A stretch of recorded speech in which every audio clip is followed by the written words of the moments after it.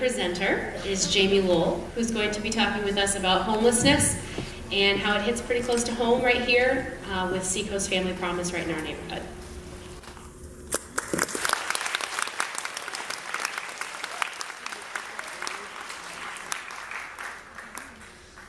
Okay, so at the beginning of this whole entire project, I was going to focus this on something that I know a lot about, and that's soccer.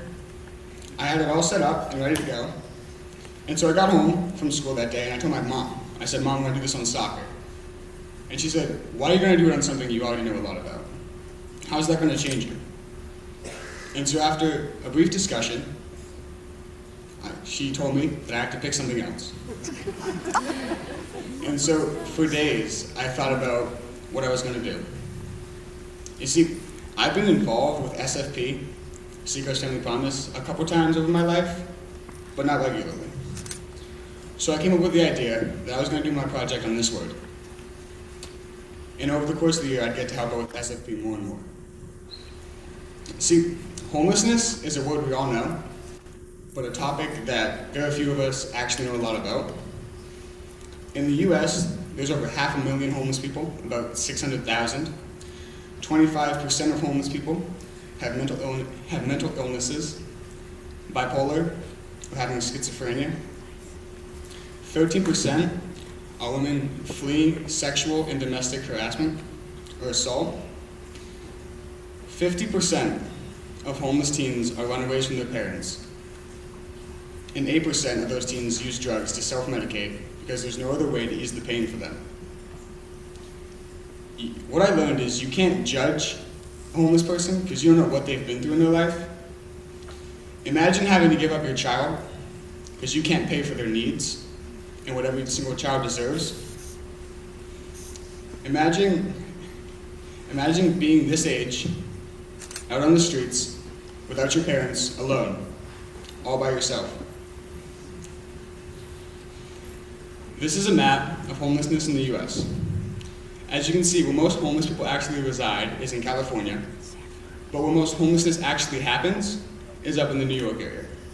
On any given night, there's 60,000 homeless people in the NYC city shelter system.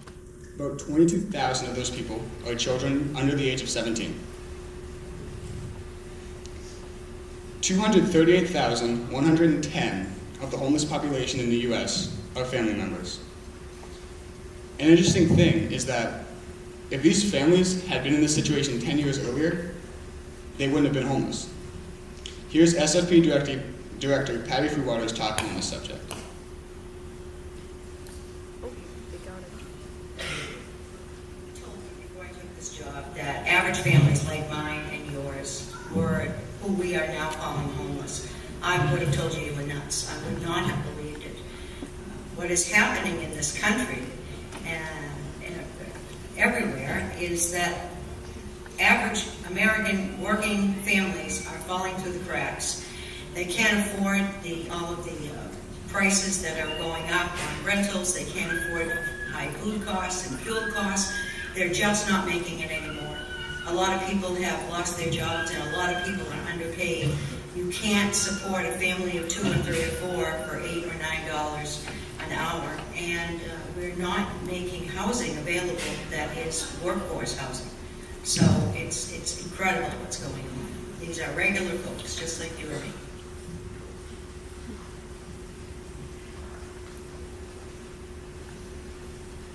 Can you go back one?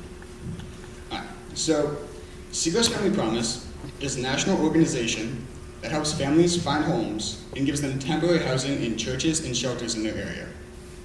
The families are circulated around a system of churches and shelters for about 9 weeks. If they find a home, they move in, and that's fantastic. If they don't, unfortunately, they have to go somewhere else. The mission of SFP is to empower families with children experiencing homelessness to achieve sustainable independence through a community-based response. That means bringing the members of the community that want to help together and trying to empower these families to give them housing. Their vision for the next 25 years is a community where every family has a home, a livelihood, and the foundation to build a better future together. Seacoast Family Promise has an 87% success rate. It helps families find a permanent house most of the time. So this is the part where I really wanted to get involved.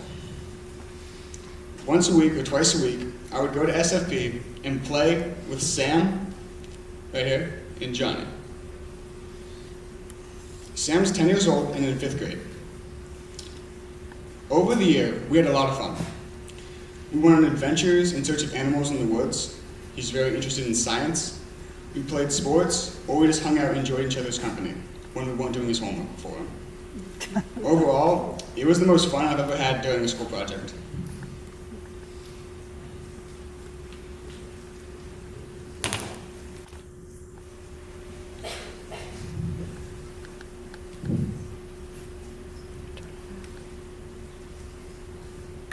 Math, writing, and safe and art and all the classes and stuff. What about after school? What do you like to do after school? I like to go home and do my homework and ride my bike with my friends and like play video games and stuff. The reason I put this video in here is to show that just because he's homeless doesn't mean he's any different. He enjoys all the things I enjoyed at his age.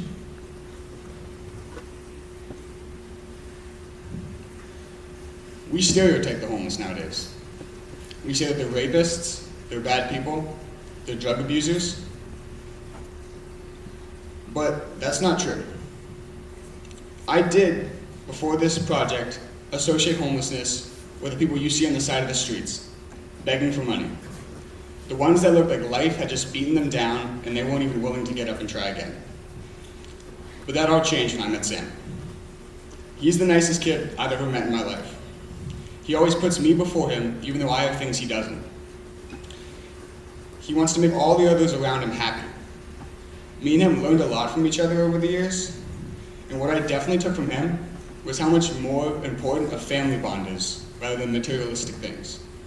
Because of the experiences in his life, he and his family are so close together, they always have each other's backs.